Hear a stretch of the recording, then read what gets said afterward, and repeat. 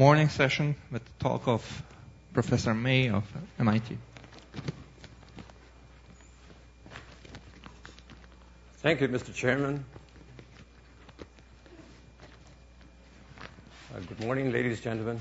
It's a real privilege to be invited here at IMPA by Professor Andrei Nashmin and to speak to this distinguished audience. I'd like to talk to you about a joint work with colleagues at Cornell and Nanyang Technical University of Singapore about long wave through emergent coastal vegetation. This work is partially stimulated by the observed effect of damping of tsunamis by mangroves in the 2004 tsunami, and by the need for understanding pollution of surface wave in vegetated waters. And let me give you some of the motivation. The idea of the so-called green forest for the protection against tsunami was proposed many, many years ago, at least 20 years ago in Japan, as a possible means of protecting against tsunami damage by planting trees on the coast.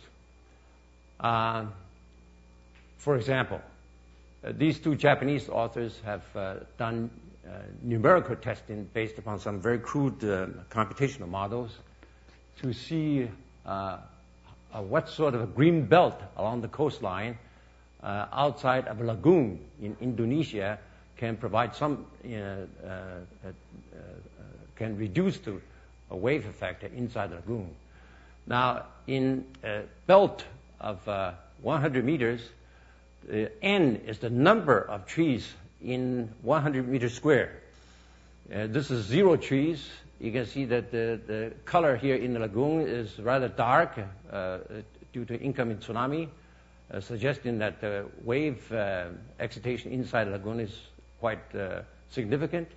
If it's 10 trees per 100 by 100 meters, it's like this, it's lighter, and the smallest disturbance is caused behind a forest of forest density of 30 per 100 by 100 square meters. Now, they have also done some experiments in the laboratory, but their laboratory experiments were kind of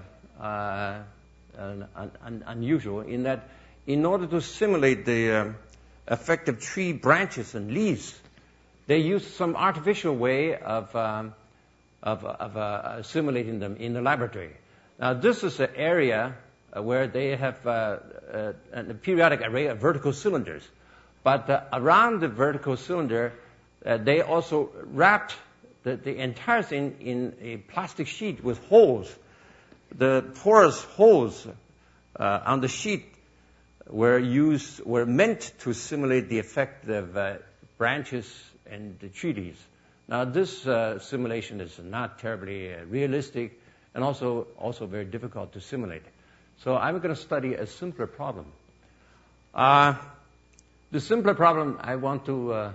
not only that, my objective is to see whether some sort of rational theoretical model can be deduced by going from microscale to macroscale. What is microscale? Microscale, there are at least two contrasting scales in this problem. One is the spacing between trees, which is usually a few meters. Mangroves is even smaller. Now, I'm going to restrict to the simpler configuration of vertical cylinders inside, planted on the bottom, rigidly planted on the bottom. Now, the spacing and the radius and the depth are all very, very small, but the wavelength is very long. For tsunami, of course, the wavelength is extremely long. Even for wind waves, the wavelength can be around 100 meters and so forth. The typical depth in shallow water is a few meters, up to 10 meters at the moment. Yes? You said at the beginning there was some observation of tsunami damping or something by mangroves. Was there someone taking some mobile phone? I mean, what was the... I was just wondering... Okay, in Sri Lanka, people have observed that coastal areas that are shielded by naturally grown mangroves were reasonably protected. This is in Sri Lanka. This is very, very, very well. But I will give you some more evidence about other effects a little later on. But this was a motivation. So there have been some field studies and numerical simulation about the effect of mangroves. But that's a simulation. That's the original motivation. But I'm studying more idealized problem that are not mangroves. The mangroves, the dimensions are very different from that of the trees. But there have been suggestions on the trees. Let me go back to this again. Perhaps let me just inject that a month ago I was in Vienna for a European Geophysical Conference. There was a big discussion on tsunami because that's right the week after the tsunami in Japan. And it was reported by a Japanese representative that along some parts of Japanese coast, there were some protections of seawalls. But seawalls were built only up to 5 meters high. But the highest tsunami in Japan was 38 meters. So the tsunami, these walls are simply ineffective. And not only ineffective, but also it essentially changes the coastline scenery. It was undesirable. So there were some suggestions of from the audience that why doesn't Japan consider Greenbelt, which was an old idea anyway. So I'm going to talk about this. I will use this as one of my motivations for this lecture. Okay? Now, there are some existing macroscopic numerical models using highly empirical methods to describe damping, drag coefficients, friction, and so forth for flow through this highly porous forest. Okay? I would like to use the microscopic approach, which is which has been used in material science to some extent, to a great extent, and to see whether we can build from the micro scale mechanics to larger scale to predict the effect of these forests on the propagation of waves. Okay? Now, the mathematical methods are very common in engineering mathematics, in applied mathematics, the method multiple scales. But it was essentially equivalent to the old method of WKB approximation or envelope approximation or couple modes theory. But it has been perhaps popularized by recent mathematicians called homogenization.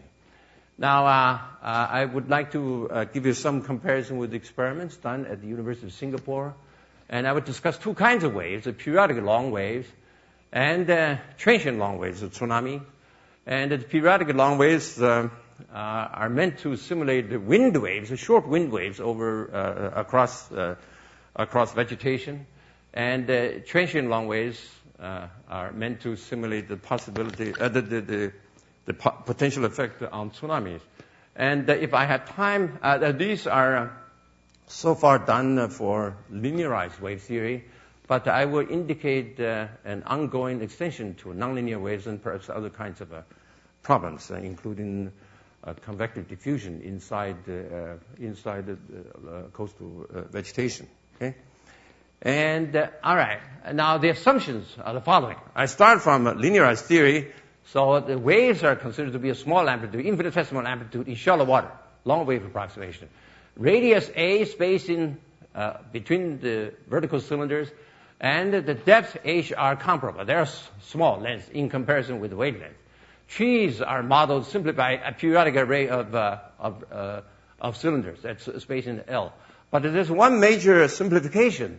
In order to avoid extensive numerical modeling such as the large eddy simulation and so forth, I want to take the simplest assumption of a constant eddy viscosity as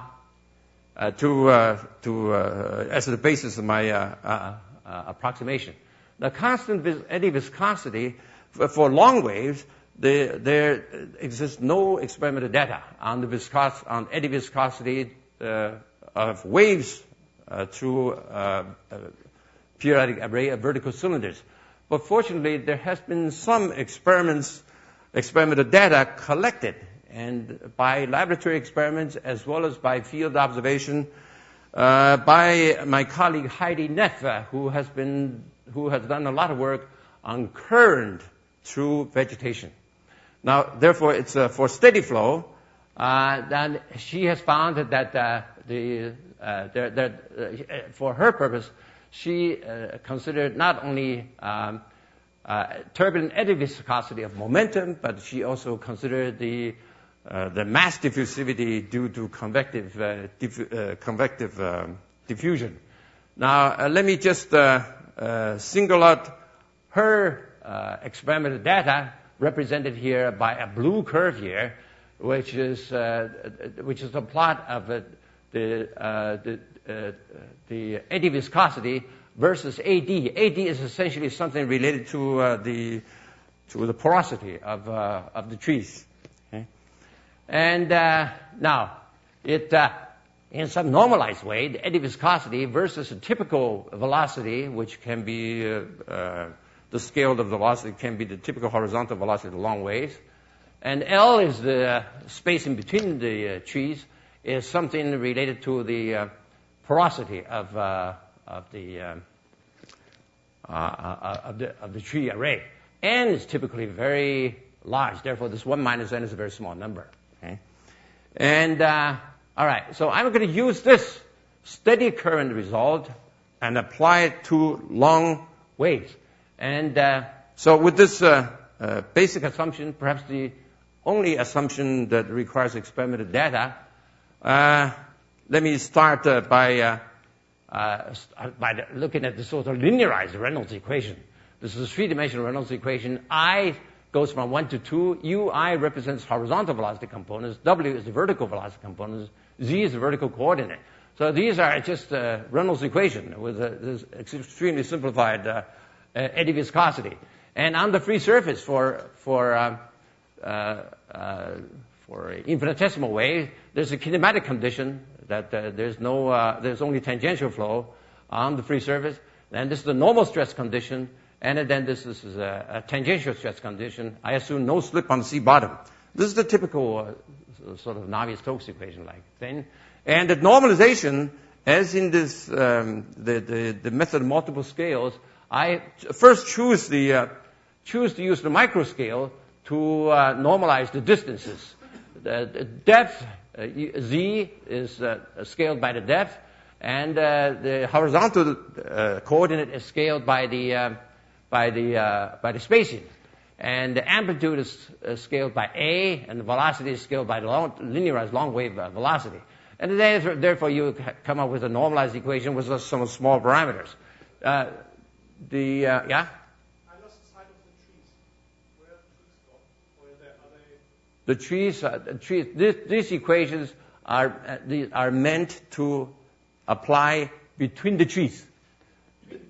Between the trees. The eddy viscosity is due to the turbulence generated by current through the trees. So the trees have been absorbed in the eddy viscosity. Sorry? The trees have been absorbed in the eddy viscosity. Trees of what? Have the trees gone into the eddy viscosity? Is that? Yeah. Yes. Thank you for raising this question. Okay. And now, I should mention that these equations are supposed to be valid in the trees, between the trees, and on the trees. There's no slip. Okay. There's a boundary condition that I didn't write it down, but there are some small parameters, essentially indicating that because this is a long wave, the horizontal motion dominates the vertical motion. That's all. And so there are lots of small parameters, and sigma is the dimensionless parameter representing the effective eddy viscosity. Epsilon is the shallowness, the long wave parameter. It's wave number multiplying the space in between the trees. Okay, and the free surface condition, of course, on the free surface, the dynamic condition is dominated by the fact that the pressure is atmospheric pressure, and the normal shear stress is not important. The shear stress on the surface is dominated by partial U, the horizontal shear stress. Okay,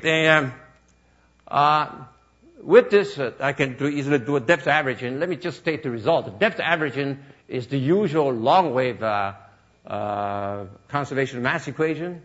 And the long wave equation in the after depth average in the horizontal components are governed by this.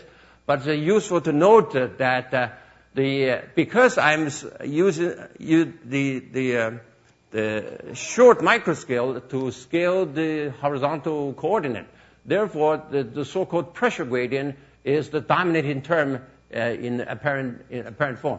This is epsilon is the small parameter indicating the ratio of spacing to the wavelength. Sigma is, again, I will repeat the sigma as the Eddy viscosity coefficient. Alpha is some bottom friction coefficient, which has there's some existing empirical formula for laminar friction coefficient in coastal engineering literature. But this is not terribly important in my theory because later on in comparing with the experimental studies, the tank bottom was very smooth. But of course, in real simulation of coastal situation, the bottom friction is important. Okay? Let me go to the give you some estimate of the parameters.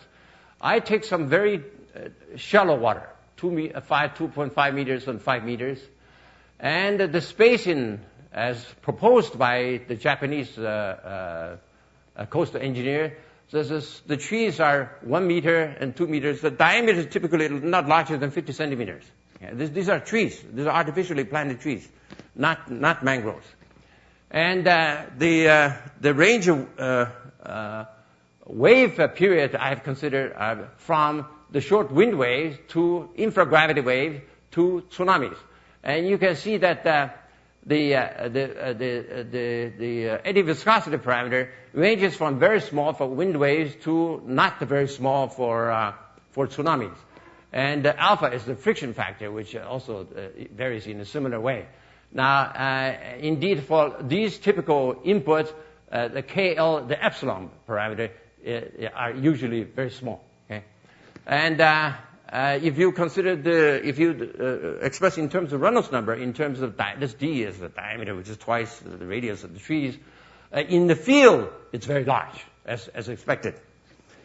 And all right, now let me do the homogenization theory. I want to deduce a macroscopic theory that's valid inside the forest for the horizontal scale of the extent of the forest, or hundreds of meters, things like that. And the first for sinusoidal wave, then for transient wave. Okay? Now, for sinusoidal wave, this problem in the limit of extremely long wave, namely steady current, this is a problem of two-dimensional porous media flow. The method of homogenization has been advanced a long time ago by Aimé Sanchez-Plancha in France, and slightly later by Joe Keller at I don't know, at that time, NYU, perhaps. Yeah? Stanford. 78. Oh, okay. Okay. That's there. He did something for porous media. Now, for sinusoidal wave, the difference between the procedure, the homogenization procedure between my problem and the porous media problem is very small. Okay? Let me just run through this. Let me consider sinusoidal wave. I've normalized it so that the frequency is unity. And then this is a conservation mass equation, depth average conservation mass equation, depth average momentum equation, which looks like the Stokes equation, except with the time derivative coming here. Using microscale, first I use it using homogenization theory or the two-scale expansion. First of all, you see that in the momentum theory, the leading order pressure gradient, if you normalize that by microscale, is much larger than the rest, suggesting that the free surface height depends only on the macroscale and not on the microscale, which is physically expected. Okay. Now, at the next order, we find that from a conservation mass equation, essentially two-dimensional incompressible fluid. The time derivative is very small because it's a long wave, and now. The velocity between the trees, which depends on microscale, which varies according to microscale, is governed by this, and this free surface fluctuation from the mean are governed by this set of Stokes equation, but with non-zero forcing. This non-zero forcing so far is unknown, but it is essentially related to the gradient of the free surface over a very long scale. Okay? Now, this being a linearized problem, it's possible to propose a formal solution so that the unknown velocity and unknown free surface fluctuation is proportional to the forcing pressure gradient, with some proportion in there constant, which is the tensor here, and the vector here. These two normalized quantities are then governed by a normalized Stokes problem. The Stokes problem satisfies this incompressibility condition in 2 dimensions, and the Stokes equation, however, forced by delta, by Kronecker delta, which is unity or 0. Okay? And the boundary condition is that on the trees, the flow velocity must be equal to 0. And for uniqueness, I require this A to have 0 mean, simply because A appears only in the derivative. Okay. Where does the delta function come from? The delta function comes, okay. Delta function comes from this, because everything is proportional to this. Delta function comes out. Okay? Yeah, Kronecker. I used the wrong term. Thank you. Kronecker delta, yeah.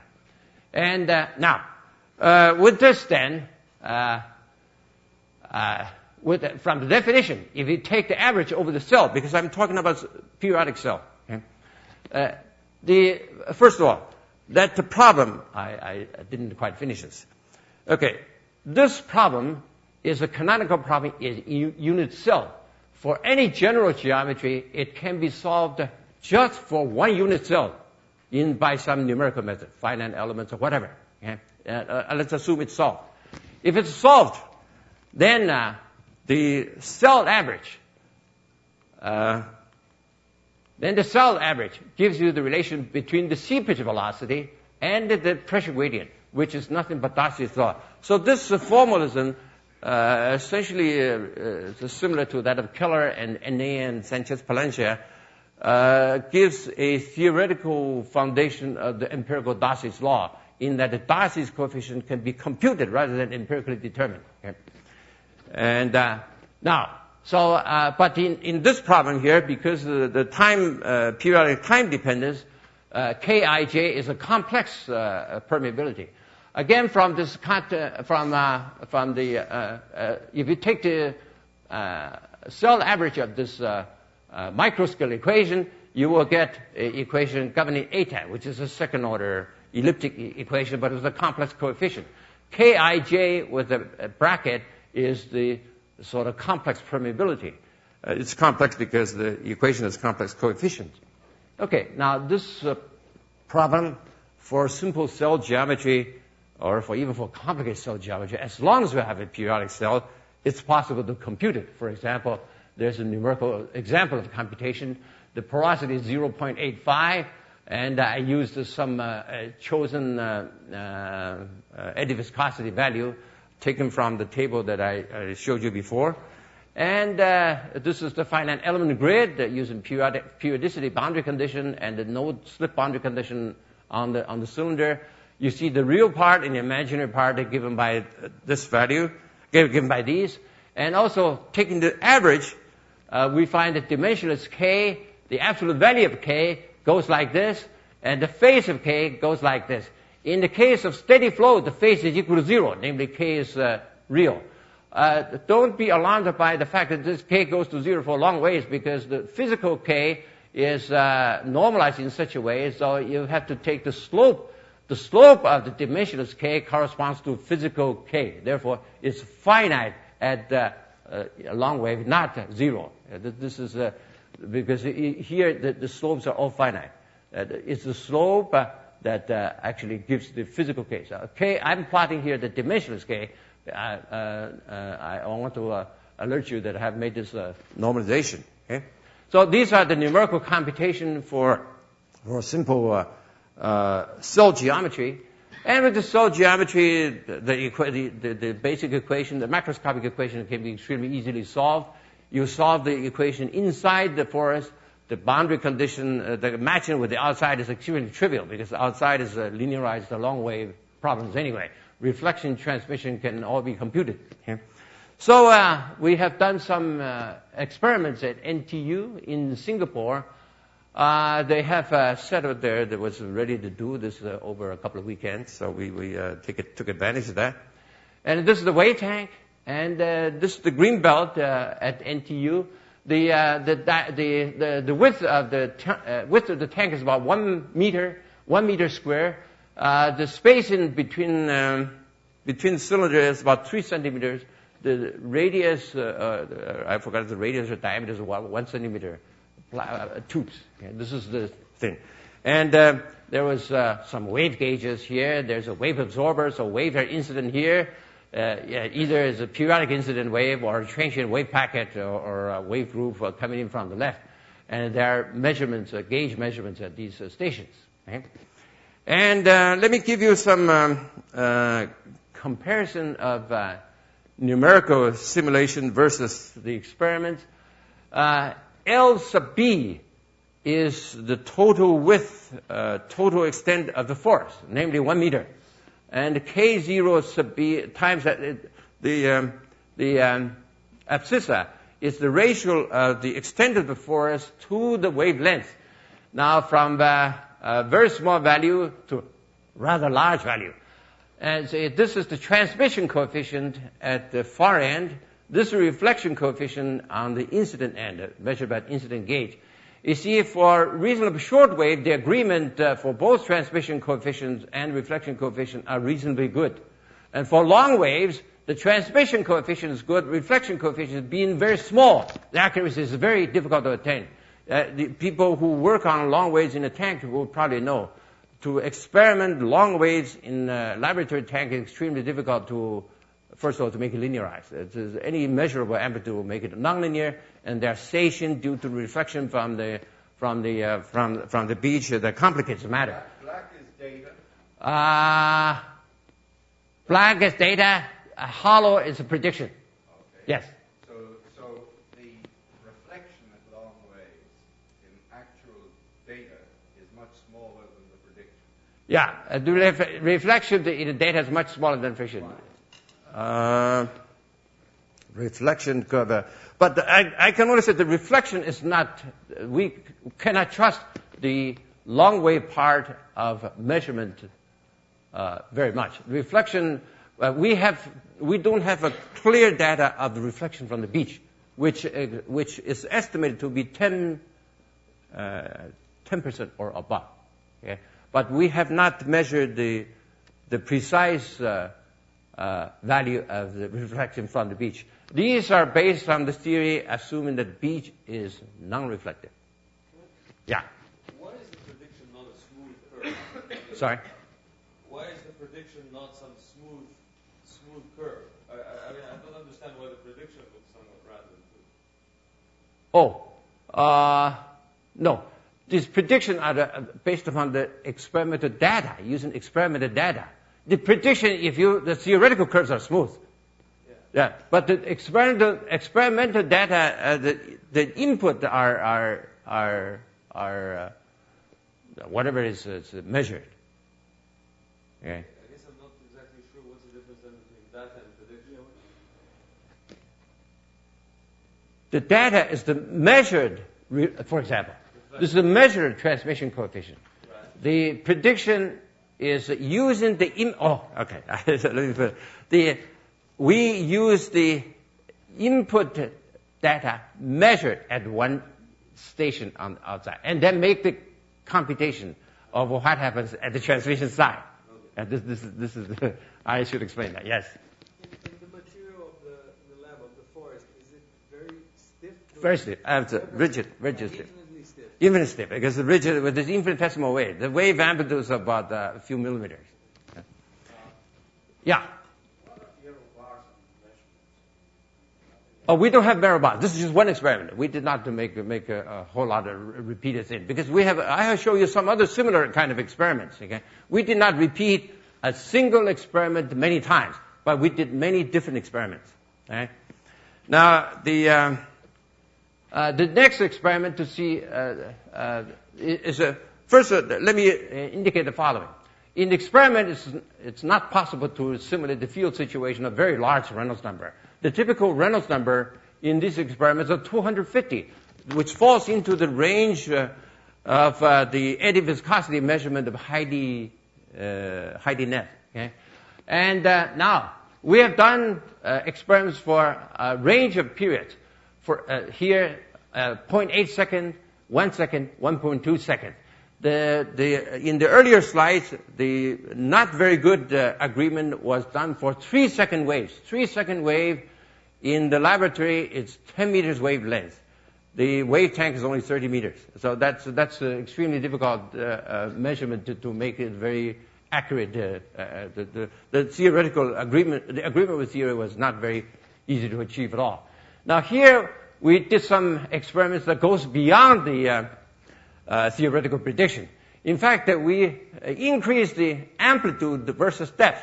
In other words, if you increase the amplitude versus depth from 0.04 to 0.2, you go from very infinitesimal wave to not so infinitesimal wave. So the wave becomes gets to be rather close to nonlinearity.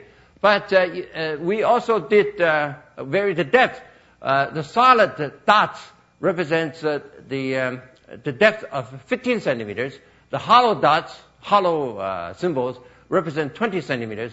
The experiments between theory and experiments for transmission coefficient and reflection coefficient here are reasonably good, even for wave amplitude reasonably large, so that this experimental observations were made somewhat outside the theoretical range.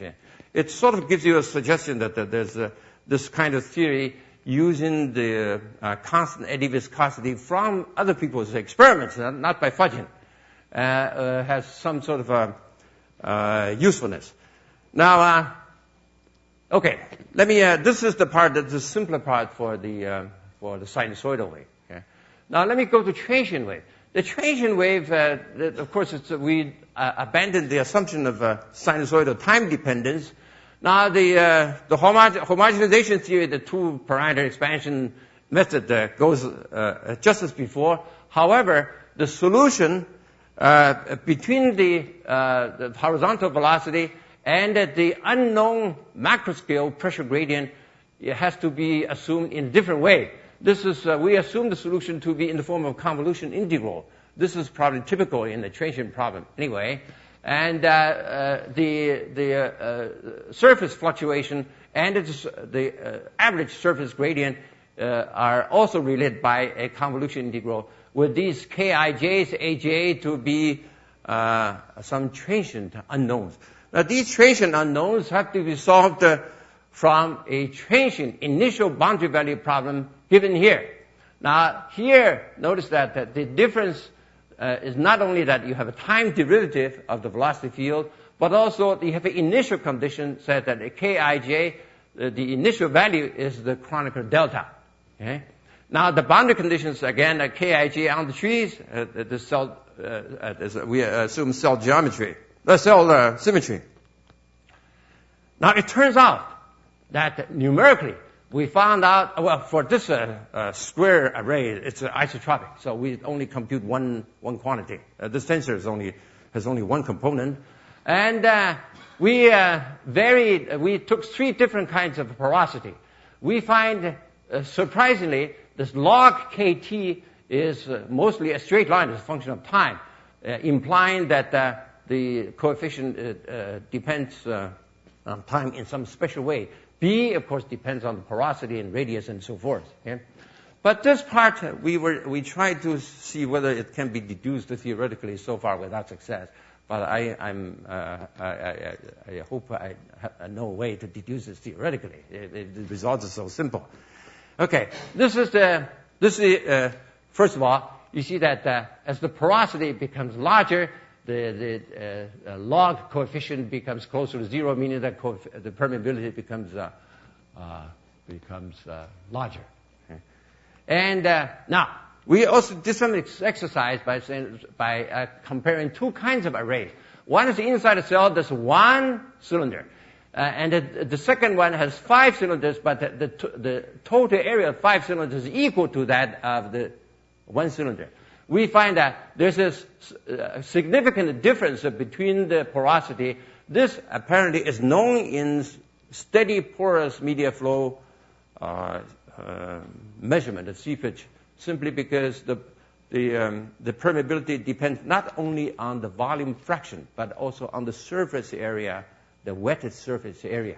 For this kind of geometry, the wetted surface area is much larger than that of the surface area. Therefore, there's a significant difference of the permeability. Okay, with this transient permeability being so simple, first of all, it's possible to attempt some analytical solution for the equation. Perhaps let me first give you after taking this average, the so-called Darcy's law becomes a transient Darcy's law, which looks like this. The seepage velocity it's a time integral. It's a convolution integral proportional to the mean surface gradient. And from the average time mass conservation, you get this equation, which if you take the time derivative, it consists of several different terms. You see, this term has a second space derivative. Therefore, it contributes to wave-like behavior. But however, this term contributes not only second derivatives in space, but also first derivative in space. Therefore, if it's a constant, if it's a variable depth, therefore it may contribute to some diffusion term. Okay? And so this, in any case, this governing equation is an integral differential equation which can be solved on the macro scale by some numerical method, which we have done. But let me first give you some analytical solution. Now, it is known by a pioneer in Japan, Kaijiro, a geophysicist, who did some analytical theory for linearized tsunami waves, dispersive tsunami propagating from the open ocean to a straight line coast, assuming the depth will be constant everywhere up to the coast. Okay? He found, in particular, depending on whether the epicenter is a vertical uplift or sinking, or a tilting at the epicenter, the free surface in the far field, namely at the leading edge, can be found analytically. In the case of a vertical uplift over a finite belt area, first of all, the leading edge wave is varies in time and space in some periodic wave according to the Airy's function. And its amplitude decays like inverse one-third power of time. And the so-called S is the total volume displaced, lifted from the sea bottom. This is and the wavelength also increases as the one-third power of time due to dispersive effect of the water wave. Okay? And for a tilt, he also found that for a tilt, you can expect that the decay rate is much faster, simply because it's a doublet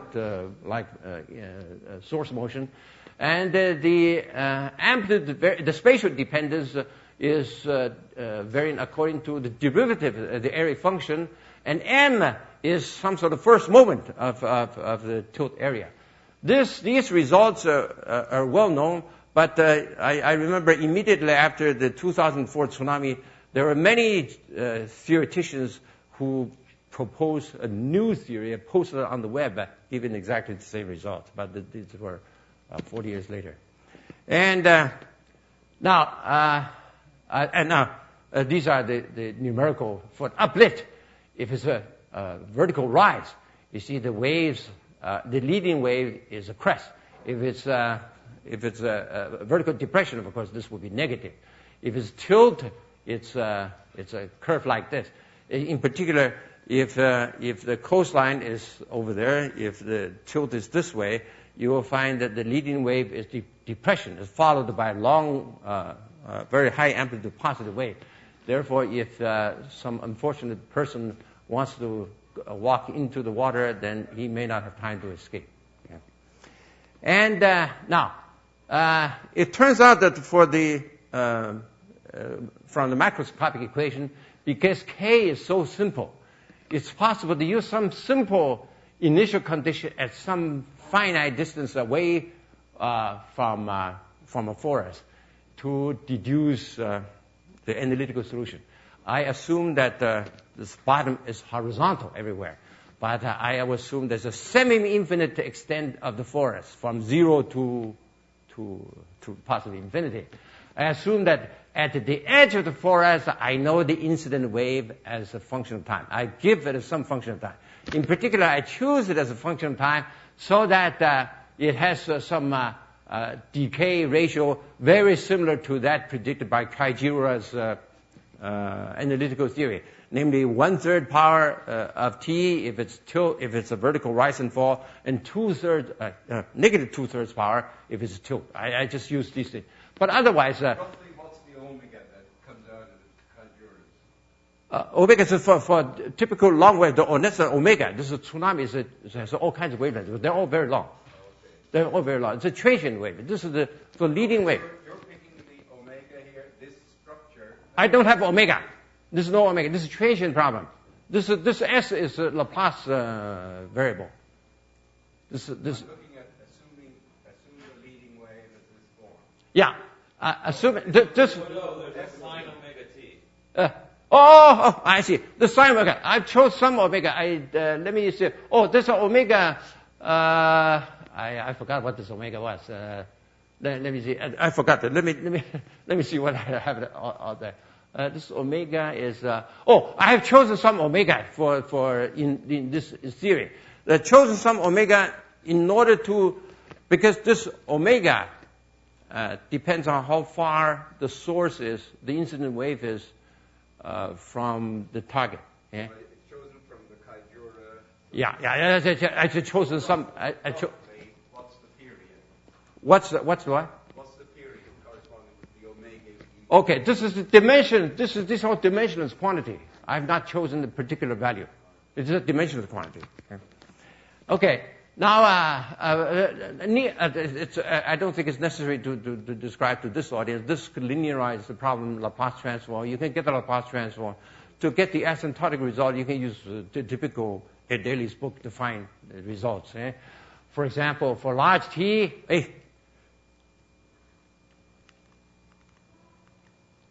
for large time, the behavior is near the singularities of the poles in the complex plane. And it's possible to find that for large t, behavior can be found in some analytical form. And for small t, behavior is found for large s. This writing is not good. For large s in the complex plane. So we find this. Let me just compare the results of numerical computation of the transient initial boundary value problem to the analytical approximation. It turns out the agreement of this asymptotic approximation is very good for small time. See, for small time, the approximate theory is good only for small distance, because the head of the incident tsunami barely enters the boundary of the forest, and here's the theory for very small time, for slightly larger time, for much larger time, all the way to time. We have computed only up to time, dimensional time, only up to 1.14. Any further time, the approximate theory, the numerical computation, deviates from each other more and more. Okay? Now, we also compared the large time asymptotic solution with the numerical solution. At least for large time, for small time, these different curves are different positions, different stations. 0.1 is very close. 0.5, 1.0 is rather far from the edge. The agreement between the asymptotic approximation and the numerical computation is very good, except for very small x. So this is we use this to make sure the later numerical computation are. At least this gives some confirmation of the numerical computation techniques. These computations, of course, are far more simpler than many other computational fluid dynamics type of work. And now, okay, let's talk about the experimental result. We send in two kinds of waves here. One is a wave packet. Okay? A wave packet is not really a tsunami. And then we send in some solitary wavelength, simply because it's very simple. Solitary waves are easy to generate. Neither are true tsunamis, but they are all transient waves. Okay, and first we describe two kinds of... we made two experiments, essentially. Each one is a wave packet. You can see that, first of all, this light solid curve is the input data measured from the input edge of the forest. This edge, by the way, is, I forgot to mention, this forest is finite in extent. In experiments, we only have 1 meter of forest, 1 meter length. Okay? From the upstream edge, we measured input data generated by some by the wave maker. Okay? This is a wave packet. Now,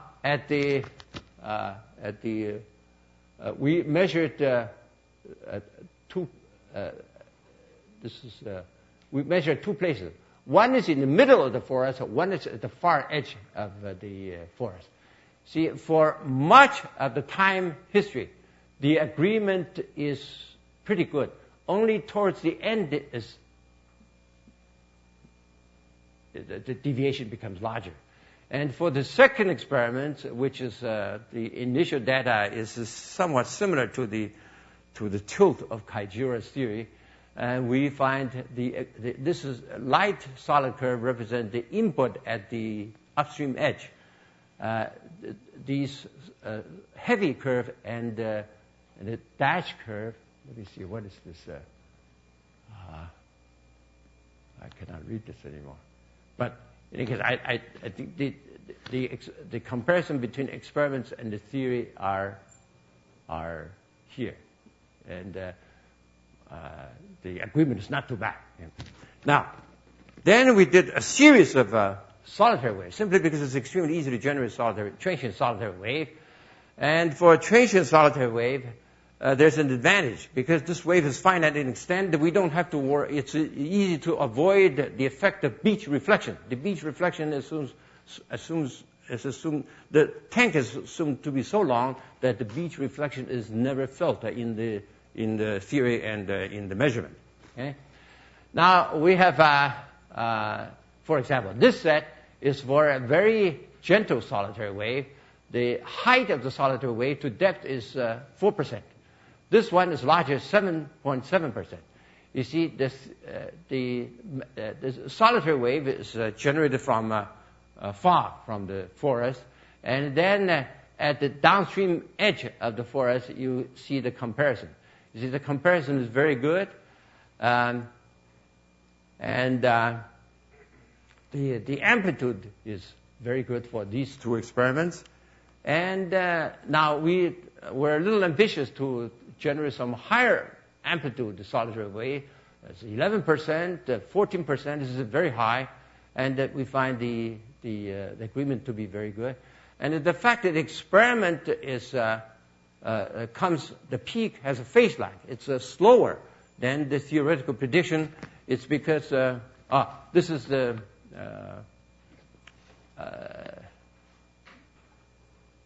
okay. The comparison between experiment and theory are here. This is the experiment. This is the numerical simulation.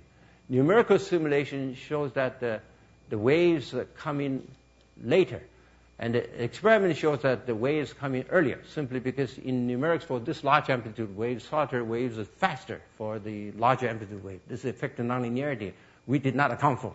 So therefore, there's a difference in the phase speed. And finally, let me show you a case where we were extremely ambitious. We send in a solitary wave which is 20% as high as 20% that of the depth. We get the reflection from the beach. We somehow estimated reflection of the beach, and even accounting for reflection, this at least the amplitude part is not too far away. So we have these are the extent of the linearized theory we have done. And let me just quickly I think my time is up. Yeah.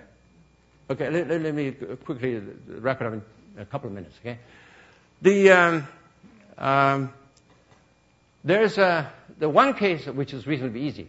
For moderately small amplitude wave in the open water, this is still not, A over epsilon A over H is of order epsilon, is still not fully nonlinear Airy's wave. It's weaker than nonlinear wave. So waves outside is moderate nonlinear. But it turns out that the governing macroscopic equation, which can be done in the following way, has to be solved in a fully nonlinear form. In other words, the waves are very weakly nonlinear outside, but when you get to the inside, the fluid mechanics is fully nonlinear. The cell problem has to be solved from a nonlinear integral differential equation of this type. And if you do this, it's possible to find this equation. But this equation looks simple, but actually because of the coupling of the cell problem, which is itself a nonlinear, this is strictly a nonlinear problem. In principle, it has to be solved numerically by iteration between microscopic problem, which is underway, but we have not done it. And let me summarize that. First of all, this theory so far is a simple attempt to construct a theory from microscale to macroscale. And we have adopted the only one empirical data of eddy viscosity, assuming eddy viscosity to be constant in depth. It's depth average eddy viscosity. And that this eddy viscosity value is taken from steady flow experiments. And the homogenization theory simplifies numerical tasks in that you don't have to compute the fluid mechanics over a forest of 100,000 trees. You compare it in a cell. Yeah, that's all. Okay?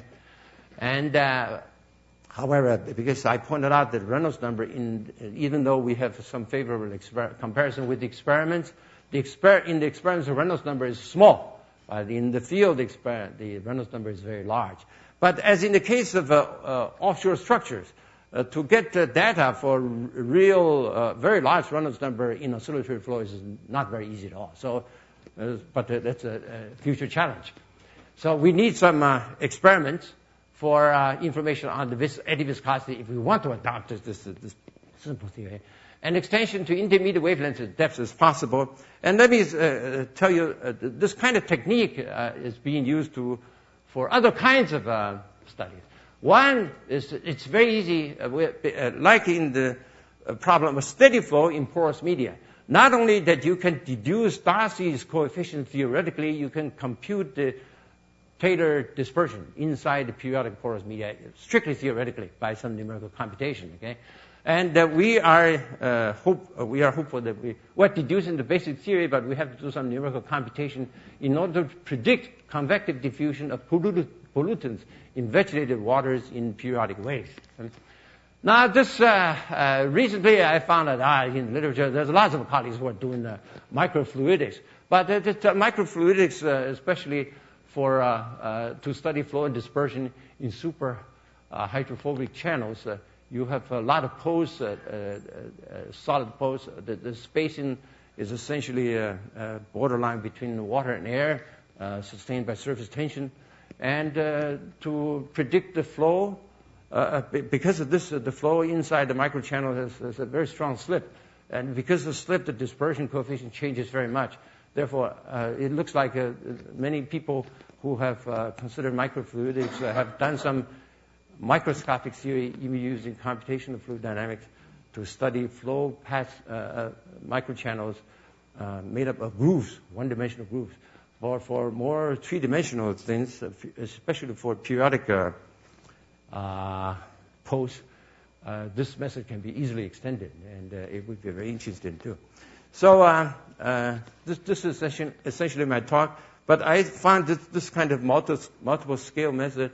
Originally, I learned it from water wave studies of wave envelopes, but I find that it's getting more popular in material sciences, in fiber reinforced concrete and so forth.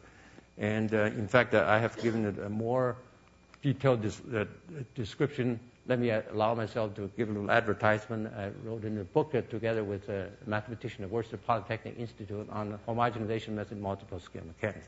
Thank you very much.